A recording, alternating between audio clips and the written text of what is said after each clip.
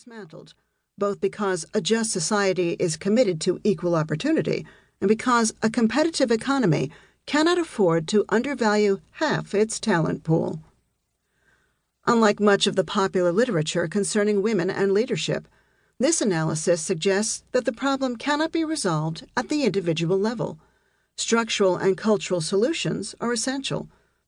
Although women's choices help account for women's underrepresentation in leadership positions, conventional wisdom too often underestimates the extent to which these choices are socially constructed and constrained. Because context matters in shaping leadership challenges, constraints, and strategies, subsequent chapters explore in detail the challenges in particular fields. After this overview chapter describes the barriers confronting women in leadership and the societal stakes in addressing them, Chapter 2 reviews obstacles for women in politics and how best to respond. Chapter 3 focuses on women and management. Chapter 4 on women in law. Chapter 5 on women in academia. And Chapter 6 on women on corporate boards. To fill in gaps in the existing research, the discussion draws on data from a survey of approximately 100 prominent women leaders in academia and the nonprofit sector. To situate the analysis, this introductory chapter explores the rationale for greater gender equity, the reasons for women's underrepresentation in leadership, and the strategies most likely to remedy it. Equal opportunity as a public good. Women's unequal representation in leadership positions poses multiple concerns. For individual women, the barriers to their advancement compromise fundamental principles of equal opportunity and social justice.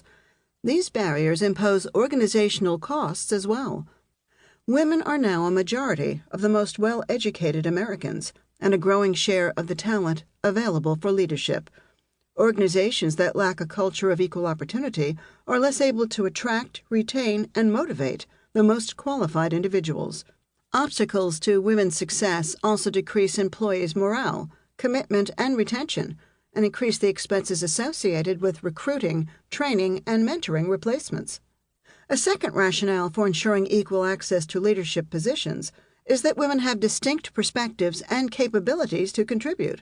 For effective performance in an increasingly competitive and multicultural environment, workplaces need individuals with diverse backgrounds, experiences, and styles of leadership. The point is not that there is some single woman's point of view or woman's leadership style, but rather that gender differences matter in ways that should be registered in positions of power.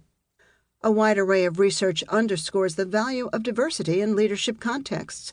For example, some studies indicate that diverse viewpoints encourage critical thinking, creative problem-solving, and the search for new information. They expand the range of alternatives considered and counteract groupthink. Men's and women's differing knowledge and experience can affect how they seek and evaluate information, which affects their decision-making processes and collective intelligence. When individuals hear dissent from someone who is different from them, it provokes more thought than when it comes from someone who looks the same. Some studies also find a correlation between diversity and profitability in law firms as well as in Fortune 500 companies. Having more women in top management is associated with greater market revenue.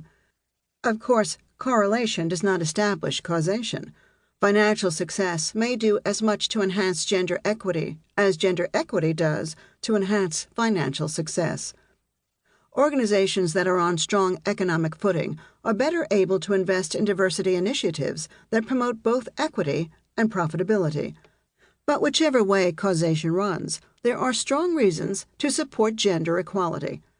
Inclusiveness in leadership signals a credible commitment to equal opportunity and responsiveness to diverse perspectives.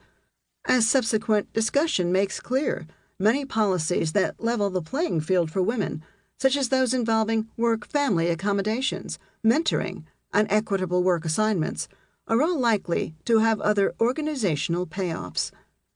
The societal stakes are substantial. More than 3/4 of Americans say that the country has a crisis in leadership, and confidence in leaders has fallen to the lowest level in recent memory.